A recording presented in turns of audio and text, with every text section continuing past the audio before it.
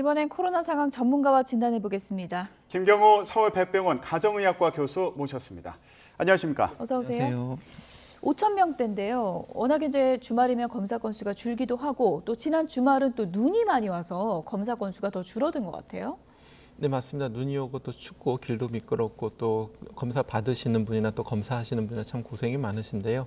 또 실제로 이렇게 몇 분하고 하시다 보면 확진되신 분들 여쭤보면은 검사 받는데 너무 추운데 예. 오래 기다리느라고 더 증상이 나빠진 것 같다 그렇죠. 이렇게 얘기도 하신 분도 계시니까 특히 그 중에는 좀 몸이 안 좋으신 고령 어르신도 계실 수가 있기 때문에 지금 이렇게 누구나 쉽게 찾아가서 검사할 수 있는 선별검사소는 만들어야 되는데 좀 특수한 상황에 대한 충분한 고려, 몸이 약하신 분들은 조금 더 빨리 검사를 해드린다든가 밖에서 기다리기가 점점 그렇죠. 너무 힘드니까요. 힘들어지고요. 추워서. 네, 또 뭐 예약제를 운영한다든지 아니면 검사소를 좀 더 확대한다든지 아니면 일반 민간 의료기관에서도 조금 검사할 수 있는 동선과 공간을 분리해서 간단한 음압 장비로 해서 의사들이 진료하다가 또 바로 검사를 할 수 있게 한다든지 그런 좀 다양한 전략들이 필요할 것 같고요.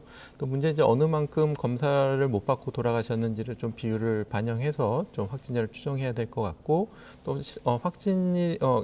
바이러스가 있으신데 검사를 못 받아서 또 자기도 모르게 또 주변에 전파를 시키게 되면은 또 검사를 못해서 또 추가적인 확산이 일어날 수가 있기 때문에 그렇죠. 좀 동절기에 검사에 대한 대책도 조금 세심하게 살피는 것이 필요할 것 같습니다.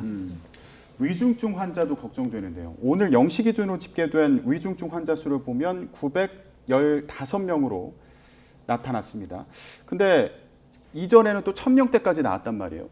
이 지금 나오는 위중증 환자 수가 한 1, 2주 전쯤에 그 확진자 추세와 연관이 있다 이렇게 분석을 하더라고요. 그러면 최근 이 확진자 추세를 볼 때 앞으로 더 늘어날 수 있는 거 아닙니까? 그렇습니다. 이제 확진자가 지금 계속 최근 들어서 증가세에 있었기 때문에 이 중등증이나 위중증 환자가 발생하는 증가의 속도는 한 1, 2주 정도의 시차를 두고 이렇게 큰 파도처럼 이렇게 밀려오기 때문에 예. 아마 좀 더 증가할 가능성이 있는데 지금 신규 확진자 중에서 특히 이제 고위험군, 고령의 어르신이라든지 무엇보다도 백신 미접종자분들이 이제 어느 정도 감염되는지가 굉장히 중요하겠습니다. 그래서 백신 미접종자가 전국에 한 8% 정도 적은 걸로 알려져 있지만 워낙 겨울철에 밀폐된 환경에서 전파력이 높기 때문에 지금 미접종자분들이 좀 많이 감염될 가능성, 특히 소아청소년은 접종률이 낮기 때문에 그렇죠. 접종률이 낮은 집단에서는 여러 학생들이 모여 있게 되면 빠르게 전파가 일어날 수가 있기 때문에 이런 인구 집단별로 또 빠른 확산이 일어날 수가 있기 때문에 또 소아청소년도 위중증이 좀 적긴 하지만 발생할 수 있고 또 위중증까지는 아니라고 하더라도 심하게 알아서 폐렴이라든지 병원 입원이 필요할 정도의 청소년이 17% 발생한다는 보고도 있기 때문에 또 이런 학생들은 나중에 큰 후유증이 남을 수가 있기 때문에 지금 적극적으로 접종하고 우리가 좀 확진자 수 규모 자체를 줄이는 노력도 좀 필요할 것 같습니다. 한마디로 지금 상황은 뭐 병실 대란이다 이렇게도 볼 수 있을 것 같은데 그렇다 보니까 또 피해를 입는 분들도 상당히 많습니다. 이런 사례까지 있더라고요. 임산부가 확진됐는데 아기를 낳을 병실이 없어서 구급차에서 아기를 낳았다고 합니다.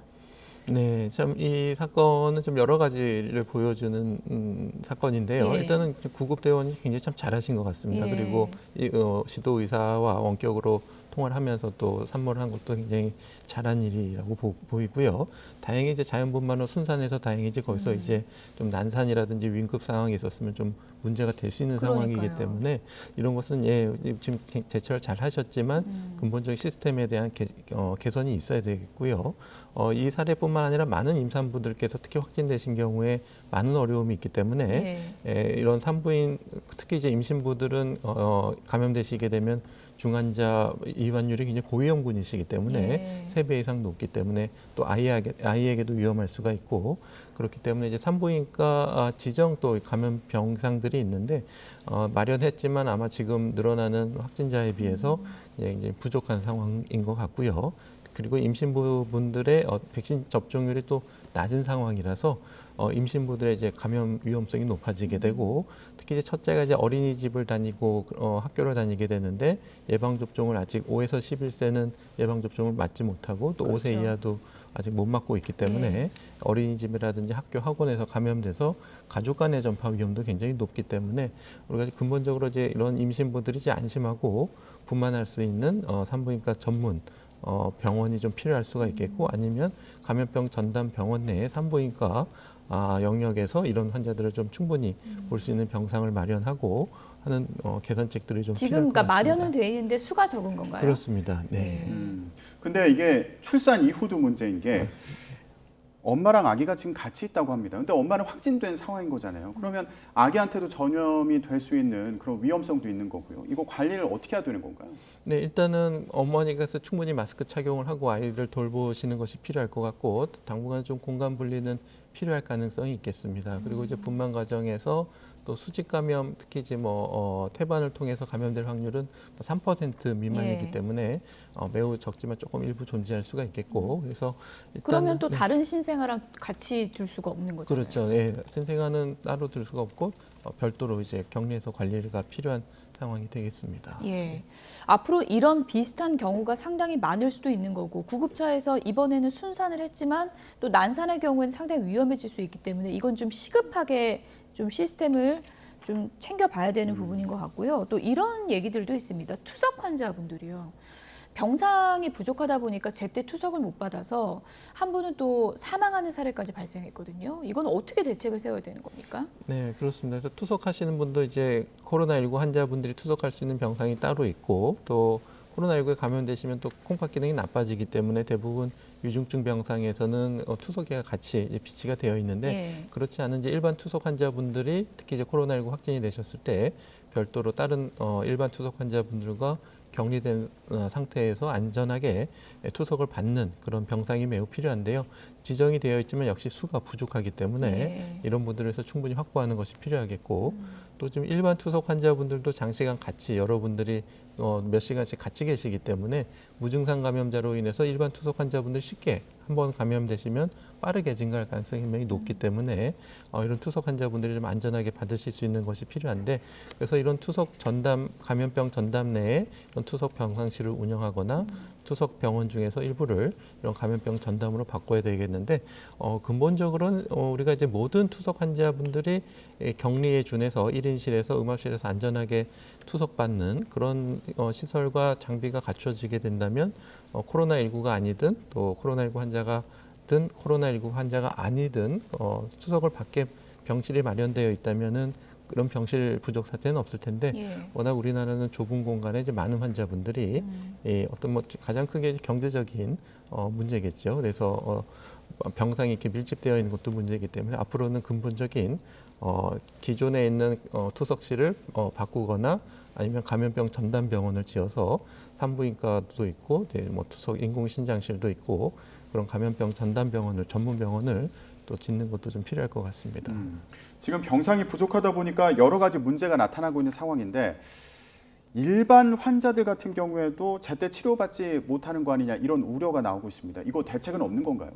네, 지금 일단 코로나19 환자가 아니지만 열이 난다든지 또 호흡기 증상이 있다든지 이런 분들은 다른 환자들과 같이 이제 응급실에 섞이게 되면은 다른 환자들이 감염되기 때문에 이런 분들을 따로 진료할 수 있는 격리실에서 먼저 입실을 하셔서 코로나19 검사도 하고 응급적인 처치도 치료도 받고 이렇게 되어 있는데 지금 그런 의심 환자분들이 진료받을 수 있는 공간 자체가 이제 부족해지고 또 밖에서 대기해야 되는 상황이 이어지고 있습니다. 예. 그래서 어떤 우리가 위중증 병상, 중등증 병상 확보하는 것도 필요한데 응급실에 이런 격리 병상, 격리 구역을 늘리고 또 그런 격리 구역을 담당할 수 있는 응급 의료 인력도 확충하는 것이 매우 필요한데 특히 응급실 부분에서는 그것이 이제 좀 부족한 부분이 많았고 그러기 위해서는 좀 추가적인 공간을 많이 확보해야 되는데 지금 대부분 병원이 추가로 확보할 공간이 부족하고 기존 공간을 또 줄이게 되면은 다른 일반 중증 환자들, 응급 환자들이 볼 수 있는 병상이 또 부족해지고 이런 악순환이 계속 이어지고 있는 상황이라서 지금 아직까지는 이제 예방 접종도 다 하시고 호흡기나 발열 증상이 없고 일반 골절이라든지 심내혈관 질환이 있으시면 일반 응급실 병상에서 진료가 가능한데 발열이 동반된다든지 코로나 가능성을 배제할 수 없는 분들을 위한 예. 격리 병상이 굉장히 부족한 상황이라서 이제 응급실에서 응급 진료에도 큰 차질이 또 대기도 많고 또 이송거리도 늘어나는 현상들이 계속 이어지고 있습니다. 교수님, 그리고 이제 오미크론 변이가 또 한 가지 변수잖아요. 근데 지금 보니까 3차 접종까지 한 사람들이 오미크론 걸리더라고요. 이거 어떻게 이해를 해야 됩니까?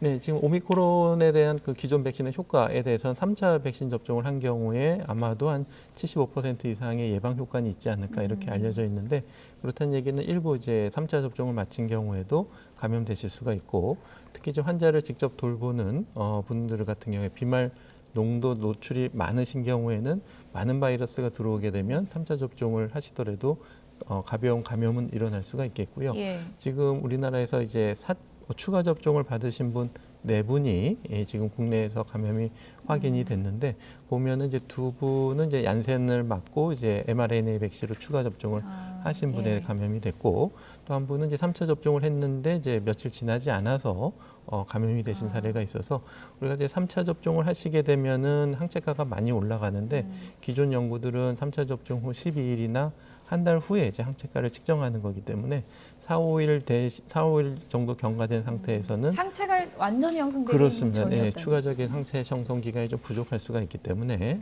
그래서 조금 그런 영향도 있을 것 같고요.